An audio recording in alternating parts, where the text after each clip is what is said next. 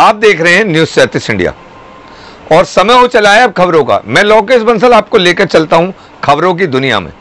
उत्तर प्रदेश के जनपद हापुड़ के गढ़मुक्तेश्वर कोतवाली क्षेत्र के एक गांव में परिजनों के साथ खेत पर जाती हुई एक 13 वर्षीय मासूम को 4 युवकों ने जहां अपहृत कर लिया तो वहीं चारों युवकों ने उसके साथ बारी बारी से गैंग रेप की घटना को अंजाम दे दिया।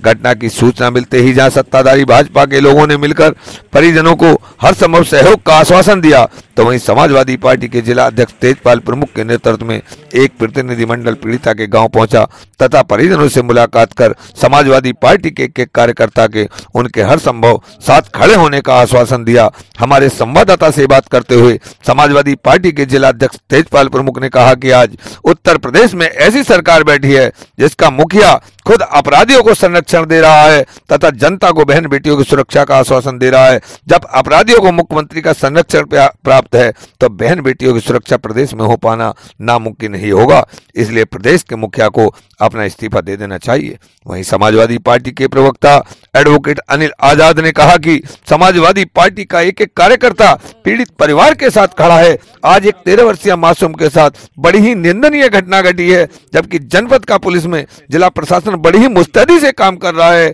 ऐसे में वे जनपद के पुलिस अधीक्षक एवं जिलाधिकारी से मांग करते हैं कि इस केस में किसी भी निर्दोष को न फंसाते हुए दोषियों को सख्त से सख्त सजा दिलाए जाने के लिए कार्य किया जाए। साथ ही उन्होंने कहा कि पीड़ित परिवार के साथ प्रत्येक स्तर से वे खड़े हैं, चाहे पीड़ित परिवार को आर्थिक मदद की आवश्यकता हो या कानूनी सहायता की आवश्यकता हो या फिर प्रशासन से बातचीत करने की, वह जब तक आरोपियों को फांसी की सजा नहीं हो पाती वह पूरी तरह से समाजवादी पार्टी के एक कार्यकर्ता के साथ पीड़ित परिवार के साथ कंधे से कंधा मिलाकर चलने का काम करेंगे। संवाददाता मोहम्मद आरिफ खान सैफी की रिपोर्ट।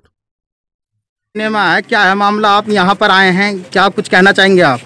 क्योंकि कल जनपद हापुड़ में एक 13 वर्षीय बच्ची के साथ जो ये सामूहिक दुष्कर्म हुआ, ये आप लोग देख ही रहे हैं कि आपकी जानकारी में है।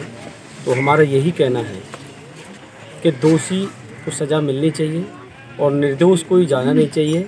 और जो पीड़ित परिवार है उसके साथ समाजवादी पार्टी का एक कार्यकर्ता उसके साथ खड़ा है और जब तक खड़ा रहेगा जब तक उनको न्याय न मिल जाए।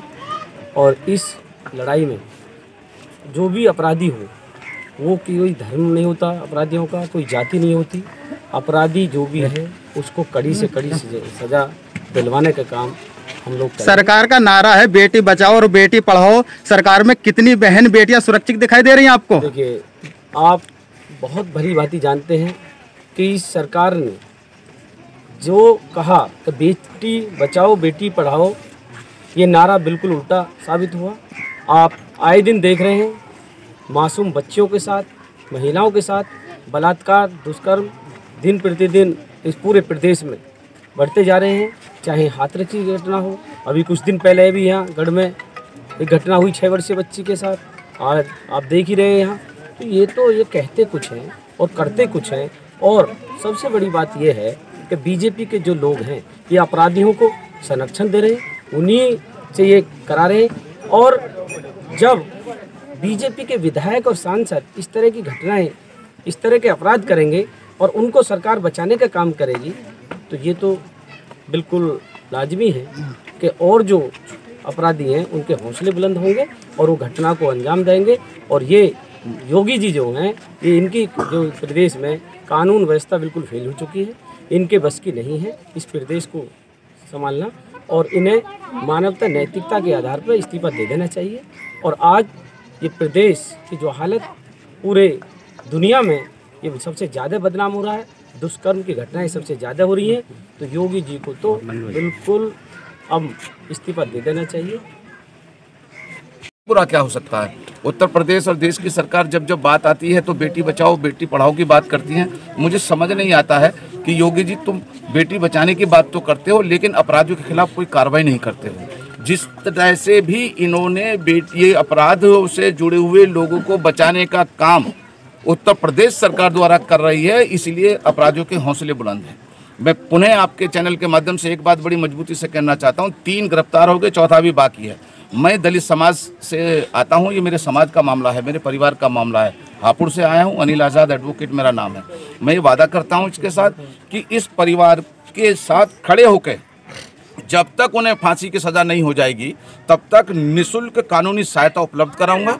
इनको अगर आर्थिक रूप से भी कोई मेरी ज़रूरत पड़ेगी, आर्थिक रूप से भी मदद करूंगा। और अगर पुलिस प्रशासन द्वारा जरा भी ढिलाई इसमें करने का काम किया तो मैं चैलेंज के माध्यम से कहना चाहता हूं कि समाजवादी पार्टी का एक एक कार्यकर्ता यहां खड़े होकर पुलिस प्रशासन का खुला विरोध करेगा और जब तक दोषियों के खिलाफ कठोर कार्रवाई नहीं होगी चैन से नहीं बैठेगा। लेकिन एक बात और कहना चाहता हूँ, हमारा केवल मकसद ये है कि इतने बड़े संगीन अपराध में जो भी दोषी है वो बचना नहीं चाहिए और किसी निर्दोष को फंसाकर उस पर राजनीति नहीं की जानी चाहिए। जो दोषी है उसके खिलाफ कठोर कार्रवाई हो। समाजवादी पार्टी केवल इतना चाहती है कि इस पीड़ित परिवार को न्याय मिले। ठीक है सर।